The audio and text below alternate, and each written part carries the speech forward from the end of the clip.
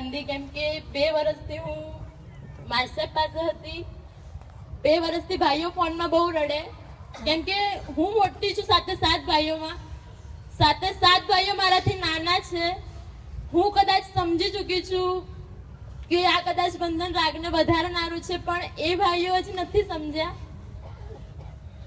અને જ્યારે હું ત્યાંથી ફોનમાં વાત કરું ને, હું રક્ષાબંધન વિશ કરું ને, તો એ ભાઈઓ રિસાઈ જાય, મારી સાથે વાત ના કરે એમ. મને કે, અને આ વખતે લાસ્ટ ટાઈમ તો મને મોકલી ને, મને કહીને મોકલી હતી રક્ષાબંધન પહેલા તારે પાછું આવી જવાનું. મેં પણ પ્રોમિસ કરી હતી કે હા હું આવી જઈશ, પણ કારણવશાત હું ના આવી શકી. રક્ષાબંધનના દિવસે મારી સાથે વાત ના કરી, હાથમાં કોઈની સાથે રાખડી પણ ના બંધાવી, અને આજે બસ છેલ્લી રાખડીનો અવસર આવી ગયો.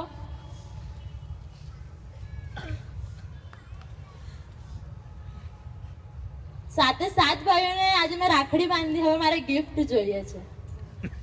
ગિફ્ટ આપશો? મને ગિફ્ટ આપશો? આપશો જ, મને વિશ્વાસ છે. જેવેલ માટે હું એવું કહી શકું કે છે ને, જેવેલ મતલબ એમ બહુ ઓછું બોલે, મને કોઈ વસ્તુમાં રોકે નહીં, પણ ક્યારેક એટલા મીઠા શબ્દોમાં એટલી મસ્ત મને હિત શિક્ષા આપે.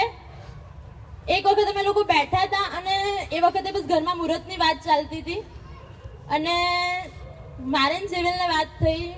મને કે તું મારે મતલબ મુહૂર્તનું થાય નહીં, હું ટેન્શનમાં રહું, રડ્યા કરું. મને એમ કે તું ચિંતા ના કર એમ. મને એમ કે સમય બળવાન છે એમ, બધું થઈ જશે એમ. મને કે તારા નસીબમાં છે તો તને મળી જશે.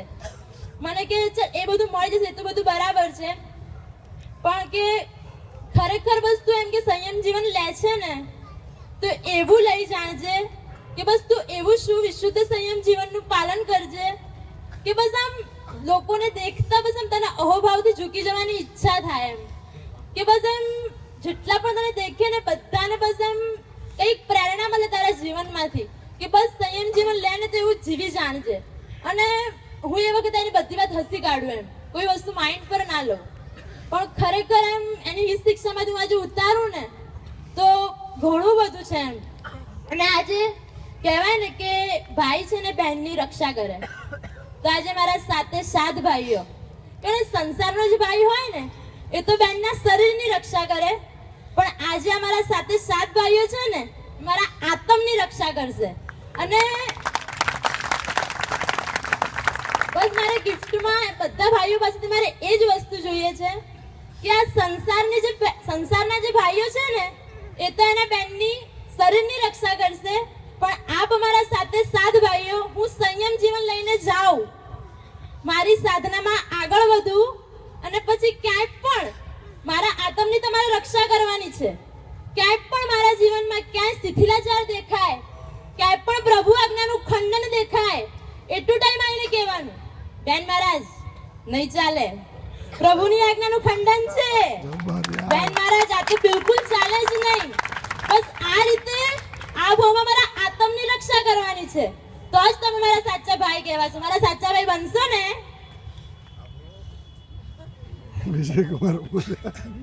મને આપશે જ, મને વિશ્વાસ છે મારા ભાઈઓ ઉપર કે મને ગિફ્ટ આપશે જ, મારા આત્મની રક્ષા કરશે જ, મારા સંયમની સાધનામાં મને આગળ વધારશે જ. અને આજે મારી છેલ્લે રક્ષાબંધન તો પૂર્ણ થઈ છે. ખરેખર તો આમ મારી વસ્તુ કહેવી ના જોઈએ, પણ મારા 7 ભાઈઓ નાના છે. કદાચ હું સમજીને છોડી રહી છું, પણ એ લોકો હજી અણસમજમાં છે. એ લોકોને અત્યારે એમ આટલા નાના છે ને, તો એ લોકોને એવી કઈ ખબર ના હોય. એ લોકોને રક્ષાબંધન પણ આવે ને તો રાખડીનો ક્રેઝ વધારે હોય. મારા માટે ટેડીબિયર વાળી રાખડી, મારા માટે આ રાખડી એમ. અને હું આજે સંયમ જીવનમાં જઉં છું, પણ એ 7 ભાઈઓને રક્ષાબંધન આવે અને એ દિવસે એવું ન લાગવું જોઈએ કે મારા હાથમાં રાખડી નથી એમ.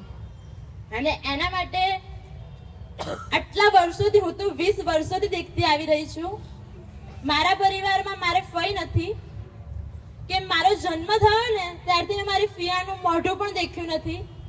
હું રક્ષાબંધનના દિવસે પપ્પાને ઉદાસ જ દેખું. મારા એક ફિયા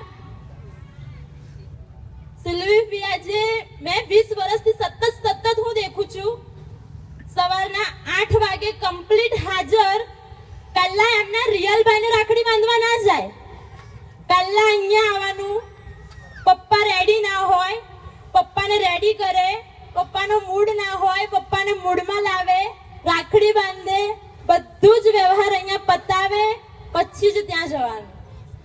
અને છેલ્લા 2 વર્ષથી હું હાજર નથી, છતાં પણ બંને ભાઈઓને પપ્પાને એક બેનની કમી આટલા 20 વર્ષોમાં ક્યાંય પણ અમને એક ફઈની કમી નથી આવવા દીધી. તો એવા મારા ફઈને હું આજે સ્ટેજ ઉપર બોલાવીને એમના પણ વધામણા કરવા માંગીશ. અને પિયા,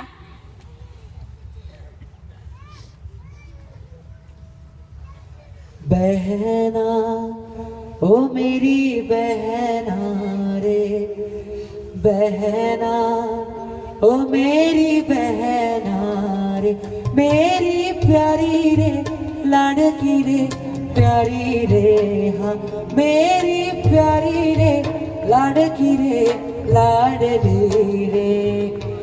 बहना ओ मेरी बहना रे, अरे बहना ओ मेरी बहना रे.